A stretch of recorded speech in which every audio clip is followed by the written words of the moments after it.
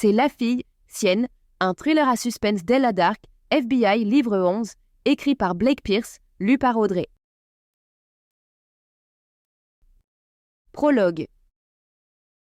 Lydia sortit de la salle de sport, son sac à l'épaule, en se demandant pourquoi il n'y avait pas plus de gens qui venaient s'entraîner la nuit. À 1h du matin, l'endroit était désert.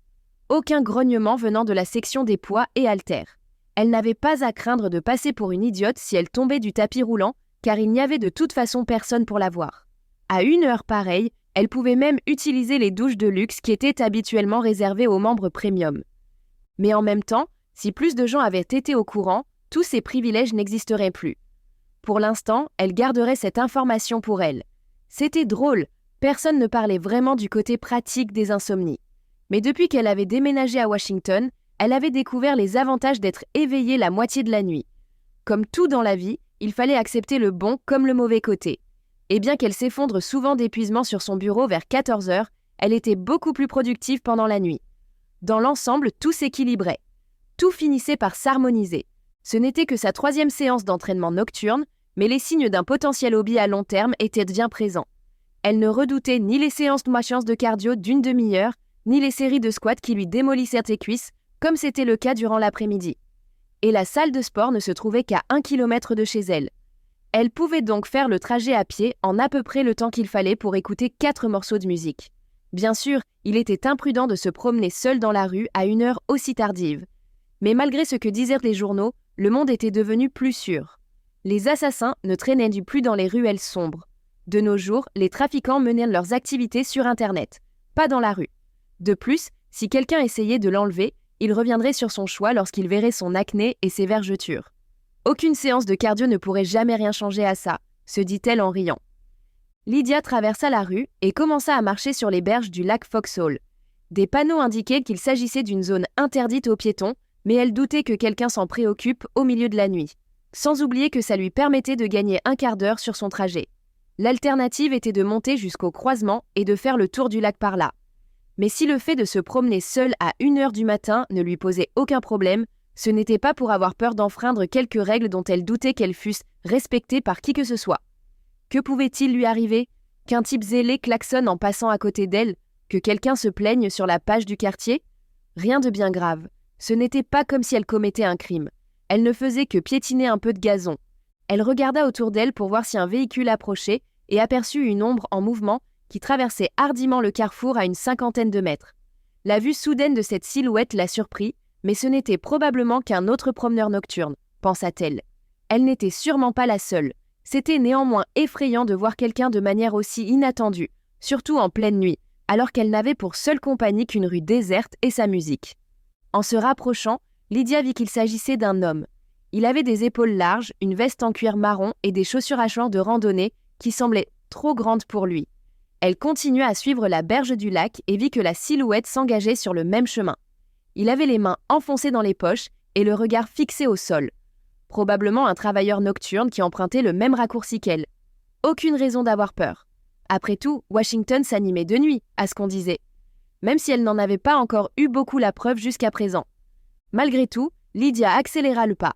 La silhouette marchait plus vite qu'elle, si bien qu'à un moment donné, il allait la rattraper et chercher à la dépasser sur l'étroit sentier. Ça pourrait provoquer une situation délicate. Elle continua à avancer en baissant le volume de son lecteur MP3 et en regardant nonchalamment vers le lac pour observer l'inconnu du coin de l'œil. Une voiture passa en trombe dans la rue, ses phares éclairant l'homme qui se trouvait derrière elle.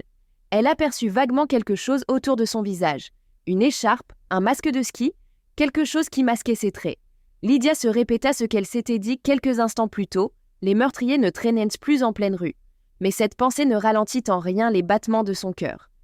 Il y avait toujours une exception à la règle, toujours un participant malchanceux au jeu de la vie.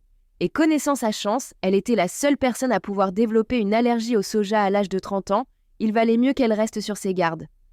Lydia se dépêcha de traverser l'intersection pour rejoindre le trottoir, en abandonnant son itinéraire et en se dirigeant vers un endroit plus ouvert, avec de l'espace pour courir ou pour se défendre, le cas échéant. Mais l'ombre la suivit. L'inconnu traversa la route et gagna le trottoir. Elle entendit le bruit de ses pas marteler le béton. Ce fut à ce moment-là que Lydia le sentit se réveiller en elle. L'instinct de survie. une peur indicible qui lui dictait que l'inconnu qui se trouvait derrière elle pouvait avoir de mauvaises intentions. N'importe qui avec une connaissance élémentaire des interactions sociales saurait qu'il ne fallait pas suivre une femme en pleine nuit. L'instinct le plus primaire de Lydia se manifesta avec force. Sa volonté de survivre l'emporta sur son désir de ne pas avoir l'air idiote, alors elle se mit à courir. Elle fila à toute vitesse sur le trottoir et traversa une autre rue, son sac de sport rebondissant dans son dos à chaque pas. Son appartement se trouvait dans la direction opposée, mais c'était un détail sans importance. Ce qui importait, c'était de trouver un endroit où il y avait de la vie, du trafic, des feux, des voitures casse garées. Un endroit où quelqu'un pourrait l'entendre si elle se faisait attaquer. Un endroit où il y aurait des témoins. Lydia était convaincue de pouvoir se défendre, mais elle ne pourrait rien face à un couteau ou une balle.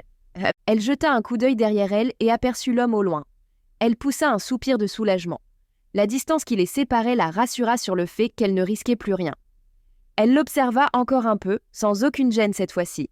Elle le vit prendre un virage à droite et disparaître de son champ de vision.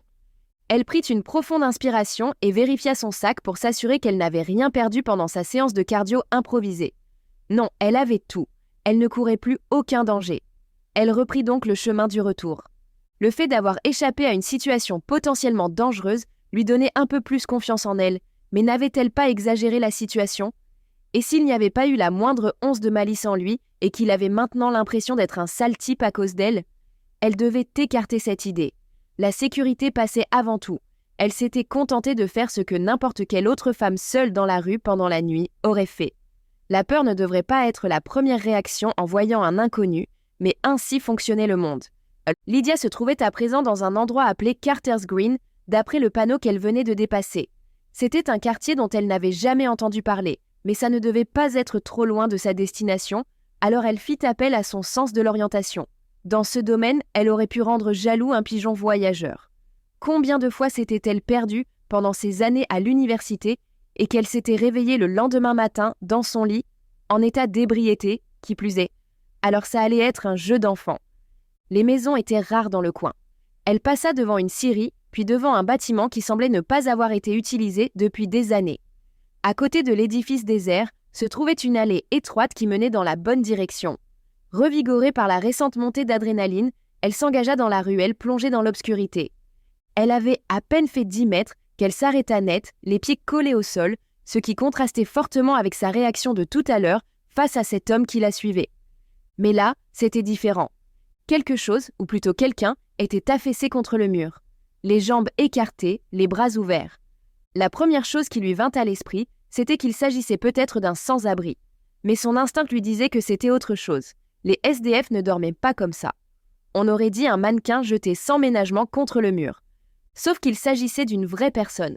Lydia discerna des vêtements, des bijoux et les contours d'un être humain. Mais cette personne ne faisait plus partie du monde des vivants. Lydia porta une main devant sa bouche. Finalement, elle s'était trompée. Les monstres commettaient bel et bien des atrocités en pleine nuit. Les mains tremblantes, elle saisit son téléphone et appela la police. Lorsque l'opératrice lui demanda des détails, Lydia se tut pendant un instant. Quelque chose avait attiré son attention. Un petit morceau de métal argenté scintillant au clair de lune. « Mademoiselle » demanda l'opératrice. « Quel est le problème ?»« Il y a une femme morte » cria Lydia, « et elle tient une sorte de clé. » Chapitre 1. Ella Dark était assise dans une petite cuisine en face d'un homme aux cheveux grisonnants et au visage buriné par les années. Il se roula une fine cigarette, la suspendit à ses lèvres et se mit à parler. « Ton père était un bon gars, mais c'est à peu près tout ce dont je me souviens. » Ça ne faisait que 2 minutes qu'elle était là et Ella sentait déjà l'optimisme la quitter. Ça commençait à ressembler à une course sans fin. Ça faisait maintenant 4 semaines qu'elle avait arrêté un tueur en série, surnommé le Bouffon, dans le Massachusetts, et elle avait profité de son congé pour creuser une question qui la tourmentait depuis 25 ans. Pour la première fois depuis ce qui lui semblait être une éternité, elle avait réussi à se déconnecter et à s'écarter de l'engrenage d'enquête que le FBI lui avait imposé jusqu'à présent. C'était un changement bienvenu, mais elle ne parvenait jamais à prendre vraiment ses distances par rapport au travail d'investigation, même si c'était en dehors du cadre du FBI. Grâce à ses dernières recherches, elle avait retrouvé un vieil ami de son père, Bill, qui avait apparemment eu des démêlés avec le groupe qu'elle soupçonnait d'avoir tué son père. Dans tous les cas, c'était quelqu'un qui valait la peine d'être interrogé. En 1995, le père d'Ella, Ken Dark, avait contracté un prêt auprès d'un groupe clandestin appelé les Red Diamonds. Quelques mois plus tard, Ella l'avait retrouvé mort dans son lit. Les circonstances exactes lui avaient échappé car elle n'avait que 5 ans à l'époque. Et les détails changeaient souvent avec chaque rêve ou chaque cauchemar. Mais malgré ce que certains essayèrent de lui faire croire, la seule chose dont elle était certaine, c'était que Ken avait été assassiné. « Tu ne te souviens de rien d'autre, Bill ? Vous avez été amis pendant longtemps, non ? » En quelque sorte, c'était une amitié intéressée. Ella se figea un instant, un peu choquée par ce qu'il venait de dire. Mais Bill devait sûrement parler de toute autre chose.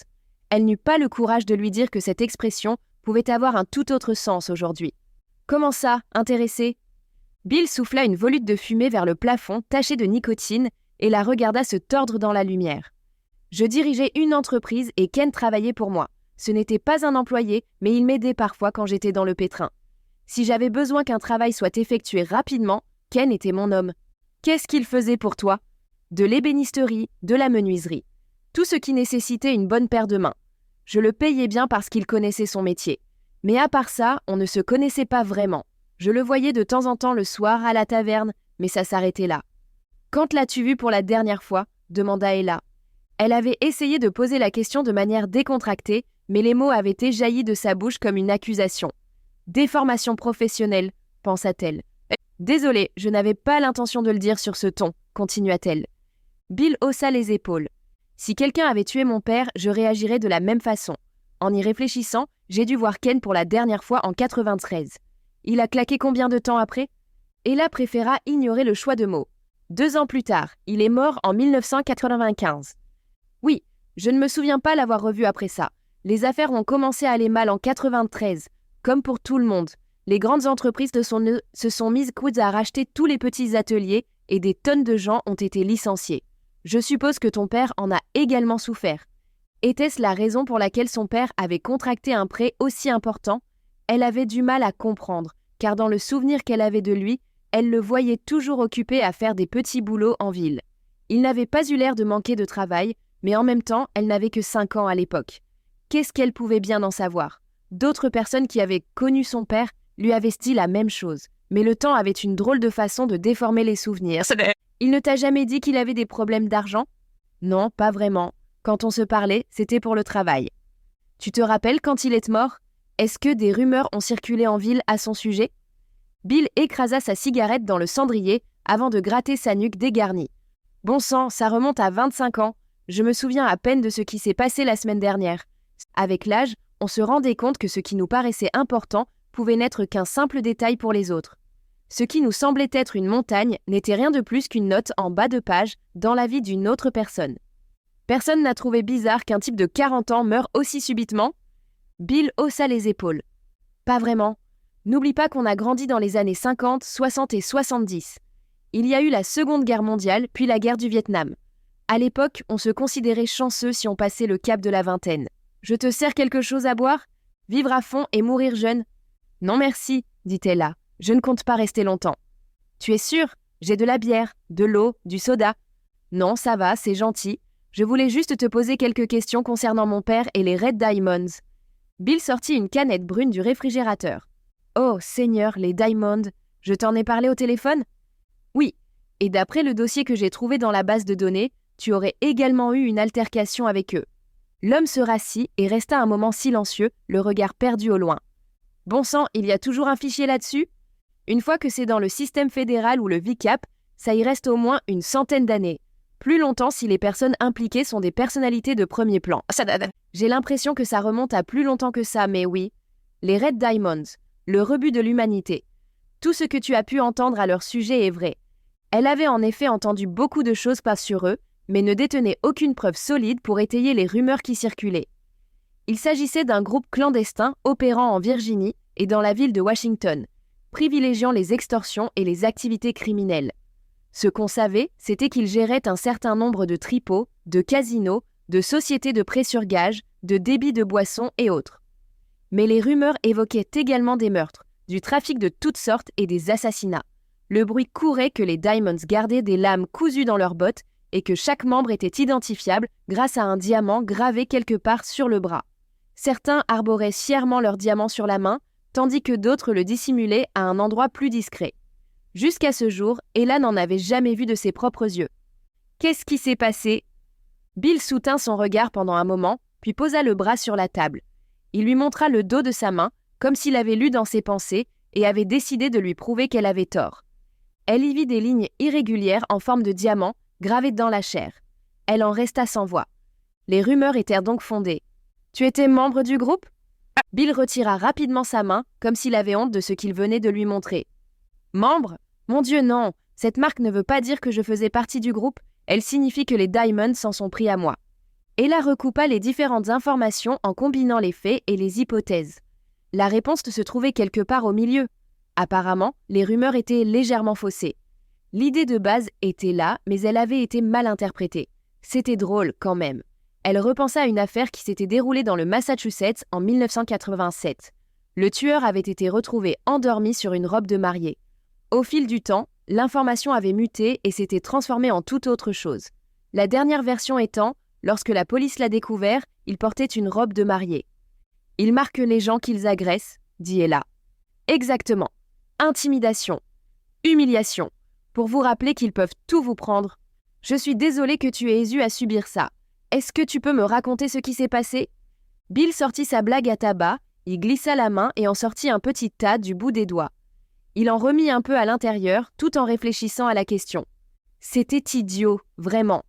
Lorsque les grandes entreprises ont commencé à racheter les petits commerces au début des années 90, j'ai été l'un des rares à leur tenir tête. Je leur ai dit que je refusais de vendre. Un soir, j'étais dans mon bureau et des types ont fait irruption. Ils m'ont passé à tabac et m'ont laissé avec cette marque. Il montra à nouveau sa main. Quelqu'un les avait engagés pour te tabasser ? Pour m'extorquer, plutôt. Ils ont dit que si mon entreprise fonctionnait encore à la fin de l'année, ils reviendraient avec l'artillerie lourde. Ils parlaient de te tuer ? Je ne sais pas. Mais avant de partir, l'un d'eux a pris une photo de mes enfants et l'a brisée à terre. J'ai pris ça comme un avertissement qu'ils pourraient s'en prendre à ma famille. Ella savait que les Diamonds étaient des ordures, mais entendre les détails de leurs exactions de la bouche de quelqu'un qui les avait expérimentées en personne lui faisait l'effet d'un coup de poignard en plein cœur.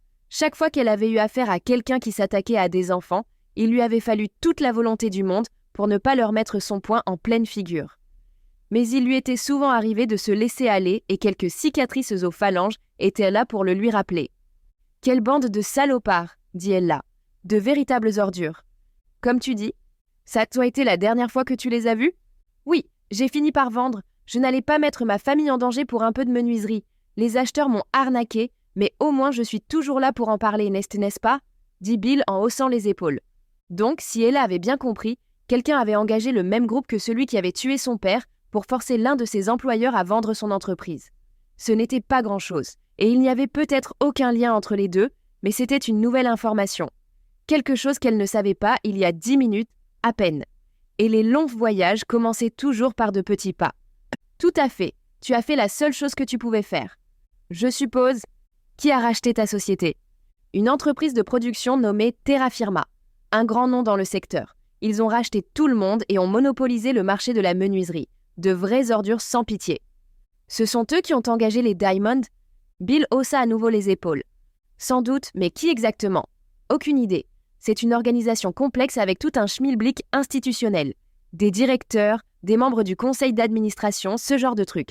Ça aurait pu être n'importe lequel d'entre eux. Il y avait une croyance largement répandue parmi les forces de l'ordre qui disait que lorsqu'une affaire était classée sans suite pendant un certain temps, elle finissait par ne jamais être résolue. D'après Ella, ce délai tournait autour des 25 ans. Dans des cas exceptionnels, comme celui du tueur du Golden State, il avait été possible d'avancer sur l'enquête 40 ou 50 ans plus tard. Mais elle pouvait compter sur les doigts d'une main les miracles de ce genre. Les affaires anciennes comme celle de Jack l'Éventreur ou celle du fantôme de l'autoroute resteraient à jamais sans suite et personne n'aurait pu la convaincre du contraire. Les crimes non résolus des années 70 et 80 avaient suivi le même chemin. Et le temps leur était maintenant compté pour les affaires des années 90. Elle commençait à craindre que si elle n'avançait pas sérieusement sur ce dossier, elle atteindrait le point de non-retour. Le meurtre de son père finirait dans ce que les gars du bureau appelaient le dossier Iceberg, contenant toutes les affaires qui ne devaient plus jamais faire l'objet d'une enquête, d'une vérification ou même d'une réflexion. On le laisserait pourrir avec le reste des morts dont on avait oublié le nom. « Désolé de ne pas avoir pu t'aider », poursuivit Bill. Non, je comprends que ça remonte à longtemps, et je suis désolée d'avoir déterré de vieilles blessures. Ce n'est pas grave, j'ai cette marque sous les yeux tous les jours, dit Bill en montrant à Ella le dos de sa main. Je pense à eux chaque fois que je la vois. Tu pourrais envisager une greffe de la peau ou un tatouage? À mon âge? Oui, pourquoi pas? Ça t'irait bien, ça te donnerait un air de dur à cuire. Bill se mit à rire en effleurant la cicatrice du doigt. Peut-être, mais c'est aussi un rappel, de ne plus être stupide, de ne pas me laisser submerger par des conneries sans importance. Ça n'aurait pas été repris dans un grand livre de citations célèbres, mais il y avait un message profond derrière cette affirmation aux allures simplistes. C'est dans les pires moments que l'on tire les meilleures leçons, dit Ella. Son téléphone bipa 3 fois de suite dans la poche de sa veste. Elle savait exactement qui lui avait envoyé ces messages, et elle pria pour que Bill ait d'autres choses à lui dire avant de devoir affronter l'inévitable. « Tu te souviens d'autre chose? De quoi que ce soit ?» demanda-t-elle. « Non, rien d'autre, » dit Bill. Le téléphone d'Ella bipa à nouveau. « Je crois que quelqu'un cherche à te joindre, » dit-il. Ella jeta un coup d'œil à son téléphone et vit 4 messages de Ben, le soi-disant amour de sa vie. Ça faisait maintenant 2 semaines qu'elle l'évitait, alors quelques minutes de plus ne changeraient pas grand-chose. Un problème à la fois. « Merci Bill, je vais te laisser. Si tu penses à quoi que ce soit, appelle-moi. »« Bonne chance, » dit Bill en hochant la tête. Ella se dirigea vers la porte en espérant que Bill la rappellerait pour une ultime révélation ou un souvenir de dernière minute. Le fait de s'en aller incitait parfois les personnes interrogées à se rappeler quelque chose, comme une sorte de confession sur leur lit de mort à l'idée de devoir reposer à jamais en paix. Mais il n'en fut rien. Ella se retrouva dehors, à regarder la portière rayée de sa Honda Civic. Bill avait refermé la porte derrière elle et elle était maintenant seule. Les renseignements qu'elle avait glanés allaient peut-être s'avérer inutiles, mais avec si peu d'éléments en main, toute information était bienvenue. C'était mieux que rien. Elle prit son téléphone, lut les messages de Ben et passa mentalement en revue les réponses que possible. Il voulait qu'ils se donnent rendez-vous dans la matinée, car ils ne s'étaient pas vus depuis 2 semaines, et c'était une demande légitime de la part de quelqu'un qui était soi-disant son petit ami. « Je te retrouve chez toi, » pianota-t-elle. « Je serai là dans 30 minutes. » La réponse ne se fit pas attendre. « Je suis au travail, viens au Lounge Club sur Porter Street. » L'idée de reposer à jamais en paix encore fraîche à son esprit, il était peut-être temps de révéler ce qu'elle savait. Elle ne pouvait pas garder ce secret plus longtemps. Chapitre 2. Ella trouva la porte du Lounge Club fermée à clé, mais un visage flou de l'autre côté de la vitre lui fit signe d'utiliser l'entrée latérale.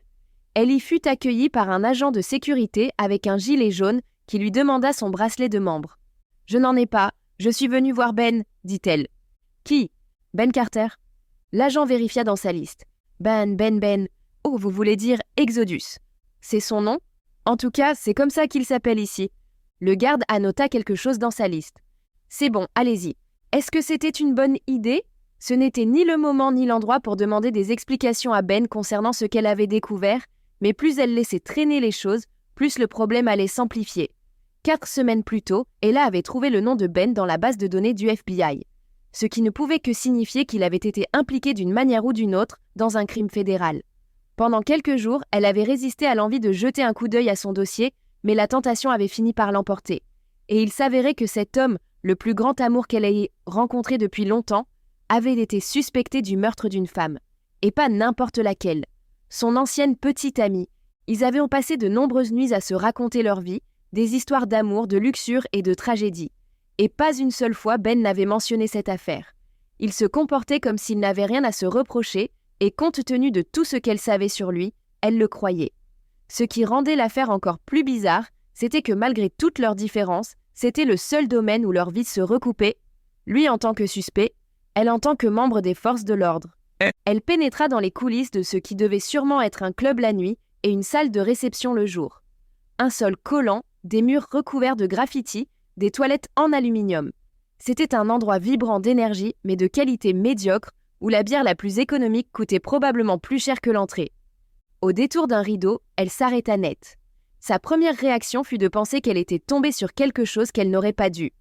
Elle vit 2 hommes torse nu qui se tenaient sans par les épaules, leurs fronts appuyés l'un contre l'autre comme 2 amants qui se bécoteraient au milieu de la nuit.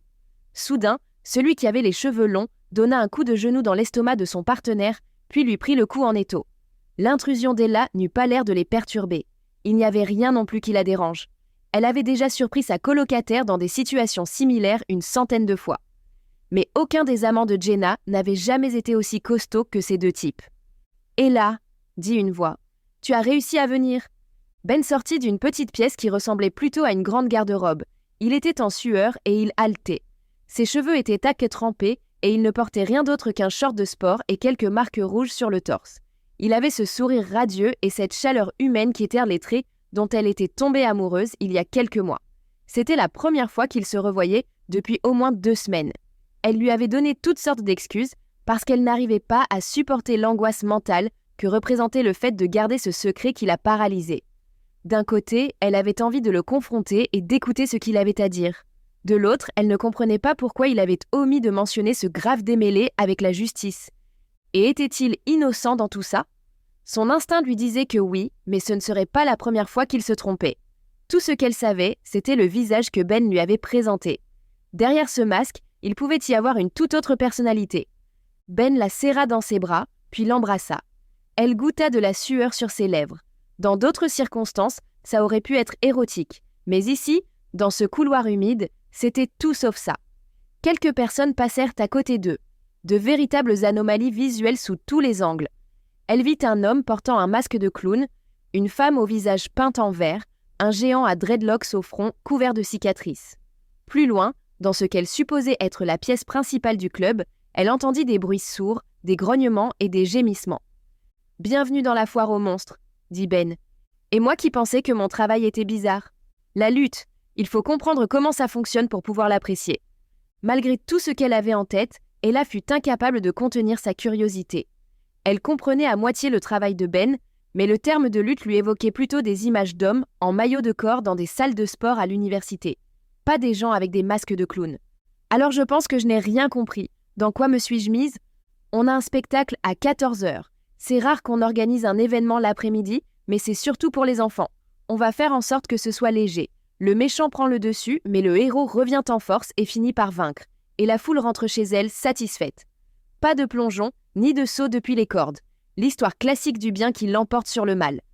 Elle se retourna pour regarder les 2 Vikings. L'un d'eux avait hissé l'autre sur son épaule. « Je comprends en gros, » dit-elle à Ben. « Mais comment ça marche exactement ? On sait qui va gagner, on sait comment ça va se terminer, mais c'est notre boulot de raconter une histoire. » « Une histoire, hein ? » ?»« Oui, mais on les raconte avec notre corps. » Ben étala de la sueur sur son torse avec son avant-bras, ce qui soulignait encore plus la tonicité de ses pectoraux. Elle ne pouvait pas nier que ce type avait un physique hors du commun, sans une once de graisse sur sa silhouette élancée. Mais sa carrure athlétique n'était qu'un bonus, même si l'endurance était un trait de caractère séduisant chez un partenaire. Bien qu'il ait un physique parfait, ce type cachait un lourd secret. Les gens pensent que ce ne sont que de gros bras qui se frappent dessus, mais on raconte en fait des histoires complexes, d'amour, de désir, de trahison, de vengeance, d'obsession. On laisse tout ça sur le ring. Elle pourrait peut-être en profiter pour aborder le sujet qui la préoccupait, mais était-ce vraiment le bon moment ? Il devait être en terrain neutre pour avoir cette conversation et ce couloir glacial n'offrait pas les conditions idéales. Des histoires de vengeance ?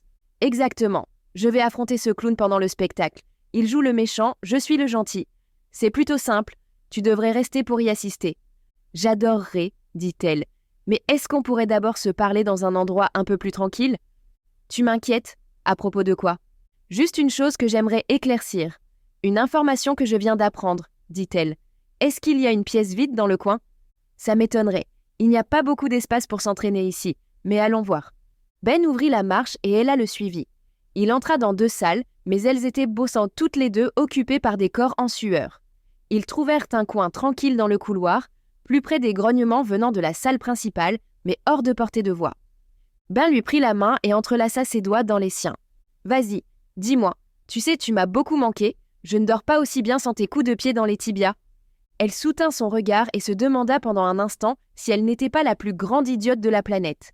Cet homme, celui-là même qui s'était arrêté net en voiture pour aider un renard blessé, pouvait-il vraiment être responsable d'un meurtre ? Aux yeux de la loi, les preuves disaient que non et c'était également ce que lui disait son instinct. Tout ça n'était-il pas qu'un amalgame auquel elle aurait accordé trop d'importance ? Et si elle révélait ce qu'elle avait découvert, Ben saurait qu'elle avait fait des recherches sur lui. S'il avait une bonne explication au fait de s'être retrouvé mêlé à cette affaire, Alors que se passerait-il s'il décidait de rompre avec elle?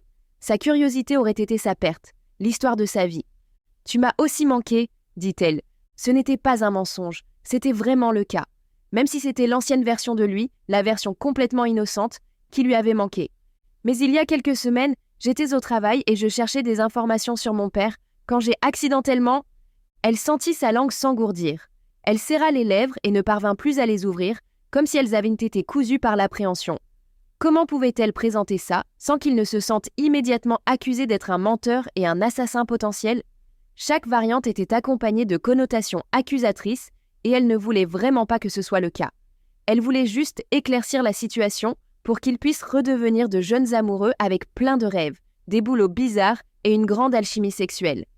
C'est vrai? D'ailleurs à ce sujet, comment ça se passe? Des hauts et des bas, dit Ella. Mais ça n'a rien à voir avec ça. C'est...